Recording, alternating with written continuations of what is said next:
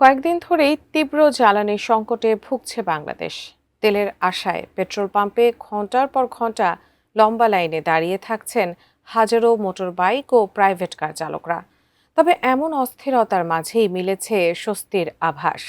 ইরানের দিক থেকে এসেছে ইতিবাচক বার্তা। কি রয়েছে সেই বার্তায়? বিস্তারিত শিহাব ইসলামের রিপোর্টে।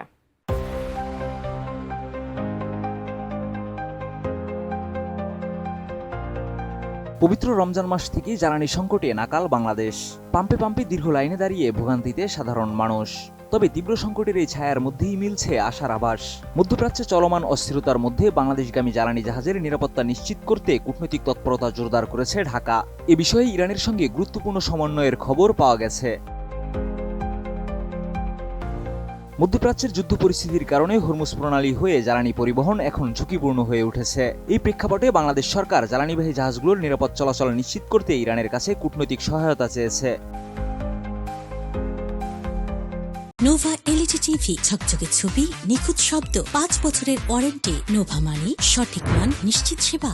এরই ধারাবাহিকতায় তেহরান বাংলাদেশের কেনা জ্বালানি চালানের বিস্তারিত তথ্য চেয়ে একটি চিঠি পাঠায়। জ্বালানি বিভাগ সূত্র জানায়, চিঠি পাওয়ার একদিনের মধ্যেই 25 মার্চ ইরানের পররাষ্ট্র মন্ত্রণালয়ে প্রয়োজনীয় সব তথ্য পাঠানো হয়েছে ঢাকার পক্ষ থেকে। পাঠানো তথ্যে বাংলাদেশগামী 6টি জাহাজের পূর্ণাঙ্গ বিবরণ রয়েছে। এর মধ্যে প্রায় 5 লাখ টন এলএনজি এবং প্রায় 79,000 টন অপরিশোধিত তেল রয়েছে। 5টি এলএনজি বহনকারী জাহাজ কাতার থেকে এবং একটি তেলবাহী জাহাজ সৌদি আরব থেকে রওনা হওয়ার কথা রয়েছে।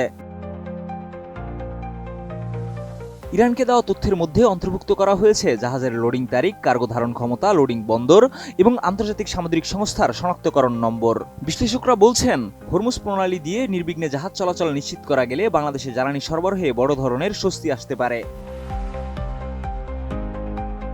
তবে চলমান ভূরাজনৈতিক উত্তেজনার মধ্যে সামান্য বিঘ্ন বড় ঝুঁকি তৈরি করতে পারে। তাই জ্বালানি নিরাপত্তা নিশ্চিতে কূটনৈতিক সমন্বয় আরও জোরদার করার তাগিদ দিচ্ছেন সংশ্লিষ্টরা। জ্বালানি সংকটের মাঝে ইরানের পক্ষ থেকে এই আশার আলো নিঃসন্দেহে দেশের জন্য স্বস্তির। কিন্তু যে কোনো বিঘ্ন বাংলাদেশের জন্য বড় উদ্বেগের বিষয়। তাই দেখার বিষয়, বাংলাদেশের জ্বালানি নিরাপত্তা নিশ্চিত করতে সরকারের এই উদ্যোগ কতটা কার্যকর হয়। শিহাব ইসলাম, এটিএন নিউজ।